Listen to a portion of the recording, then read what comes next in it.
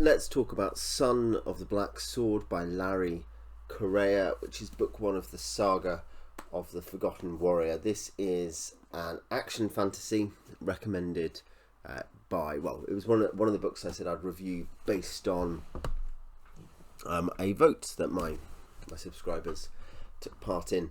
The other one of which was The Stars My Destination by Alfred Bester. This is modern action fantasy. I think this is 2015 or something. Yep, 2015. This is the blurb. After the War of the Gods, the demons fell to the world, and mankind was nearly eradicated until the gods sent the great hero Ramrowan to save them. He united the tribes, gave them magic, and drove the demons into the sea. Yet as centuries passed, gods and demons became myth and legend, and the people no longer believed. The Age of Law began. Ashok Vadal has been chosen by a powerful ancient weapon to be its bearer. He is a protector, one of the elite militant order of roving law enforcers. No one is more merciless in rooting out those who secretly practice the old ways. Everything is black or white, good or evil, until he discovers his entire life is a fraud. Ashok isn't who he thinks he is, and when he finds himself on the wrong side of the law, the consequences lead to rebellion, war, and destruction. It recommends, particularly on the back, it's a solid choice for admirers of Brent Weeks and Brandon Sanderson's Mistborn series. I think that means Brent Weeks' books, not the weirdly co-authored Mistborn series by Brent Weeks and Brandon Sanderson. This is a really fun, respectable action fantasy that took a while to really warm up, but then got going. It's 530 pages in this mass market, and it's not tiny text, it's not massive. It is useful actually to compare it to people like Weeks, to Sanderson. I might add a couple of other people. You could compare it to someone like Gemmell as well, say, or to a limited degree in some prose style terms, someone like Joe Abercrombie, though slightly different there. What I mean is that there is not a heavy, strong writing style. Abercrombie has something which is quite recognisable when you read him, but it is a way of creating character voice which is very pungent. The actual way he writes prose is pretty nuts and bolts. So Correia is quite nuts and bolts, and it is basically what's strong about it as it gets going, particularly, is the way in which he is able to use this kind of very simple nuts and bolts style, in that sense reminiscent particularly of Sanderson, to build up momentum and effect by being fairly approachable and neutral. Not in the sense there's literally nothing there's no such thing as a neutral prose style, but by being approachable and easy to engage with, and not having enormously long sentences, not using lots of odd words or formulations, not having particular easy writing tropes, prosaic tropes to fall back on. It's easy to get into, and that's something which basically, if you just want a good read, a good fun read, stylistically, this is quite effective at building up action, tension, adventure. That's pretty much the strongest thing to say for it. It sounds like I'm damning with faint praise, but really I really was very invested, enjoyed it a lot by the end, and I think it was a big result of the other things that were good were easy to access because of the very simple style, very open style.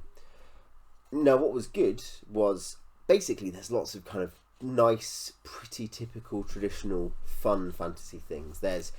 It had nice characters. Ashok is a character you do, over the course of a fairly long book, invest in and build up your desire to see him escape the lies he believes, and the very skewed view of the world he has.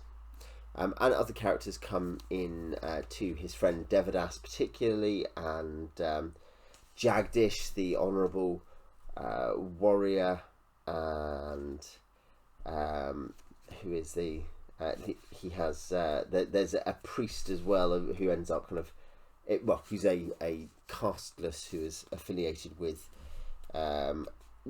dissident factions, Keita, And there's a couple other characters. Thera is another person affiliated with these distant factions. You see through a lot of those points of views. You also see through the sinister Grand Inquisitor, who's a bad guy, and this is, these are solid points of views. These characters they all have very easy to approach. Sicasso, the Black Wizard. These all have fairly approachable arcs. You understand what's going on in them. None of them is sort of insanely twisty, and in that sense, that is not an insult to say, it's very simple. Simplicity is very hard to accomplish. Simplicity is a gift that requires practice, and I think something that Correia does well is set up quite clean, bright colours, and in some senses understandable and known ways that characters work into art, and he's just twisting and tweaking them. Gemmel is very good at the same thing. So yeah, that's maybe the other strongest thing. The actual settings, the range of places you get to go in 530 pages is also fun. He is quite fun about writing all these places. He's very good at writing action. Fighting is good. The stuff he does where Ashok, who is a bit of a warrior demigod functionally, due to he's a protector, so he has access basically to a sort of magic as well as his separate magic sword, which is not to do with him being a protector. The protectors are sort of the magical police force who destroy demons and put down rebellions. The kind of the national police force for this fairly decentralized state on this island. It's interesting how quickly as well, and I'm not sure if this is praise or not, but it certainly highlights what's really it's a good summary of something that is going on with Correia's writing objectives. That very early in the first chapter, and summed up on the kind of sample blurb page at the front, is the fact that a casteless part of this, the bottom rung of this forecast system, is very courageous and brave in the first chapter in a way that shocks him. So you immediately get these tensions set up. You always know what the stakes and problems are, and that's again, there's an intentional choice there that is not kind of artless, and it does mean it's easy to invest in those stakes. If there is one major criticism I'd have of it, well, a minor, it's not minor, but a smaller criticism is certainly there's a sense of it taking a while to warm up. It's 530 pages, and you really are kind of spending a long time familiarising yourself with character stakes, and that's not alien in big fantasy, is it? There's other writers like that, but it's something where this is not as good as Way of Kings, and so the idea that you are spending a lot of time investing in a character and some of their situation, it's not as strong as that. The fact it takes a long time is therefore a more notable cost. But the only other thing really, as I say, I enjoyed it a lot. I might well go on to reading the next in the series.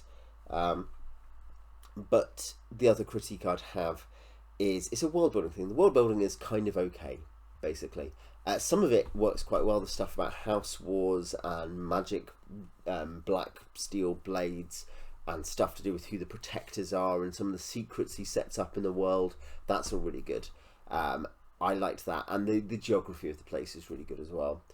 What is weak is basically it's very explicitly Indian mythology and Indian religion influenced. It mentions on the back an India influenced series opener, and there may be some weird secrets behind why that is that you find out later, perhaps. I don't assume so, but I think a particular thing that struck me was that basically you have a caste system, so much like in some understandings of Hinduism and social and civic Hinduism particularly, and you've got your first caste, who are not priests but aristocrats. You have but kind of function in lots of those sort of leading and ruling and administering ways. Then you've got a warrior caste, a worker caste, which includes everything from kind of ditch diggers up to merchants, and then you have the casteless, and who the casteless are and why they're in that situation and what dangers are maybe threatening them is a big part of the book. and they are, the untouchables. They do untouchable jobs. They have no legal status. They are not slaves. There are slaves, but a slavery is a particular economic condition. The casteless are property. They are not whole people. And that's an interesting presentation of a society. But what jarred slightly, a big thing, is that basically this is sacred law that must be observed. You have to have all this stuff, otherwise everything's going to fall apart. But there's never really a reason other than that it should be. And you might think, oh, well, I personally think that's what all these systems are like. But historically, in the history of ideas, that's not how it works. The history of religions, the history of ideology, the history of politics. People uphold systems based on particular promises and threats. Things that are good and things that are bad. Carrots and sticks, basically. And in particular forms of civic or political Hinduism, you could see, okay, well, you have these untouchables, and not just that, but also some other subcontinental religions.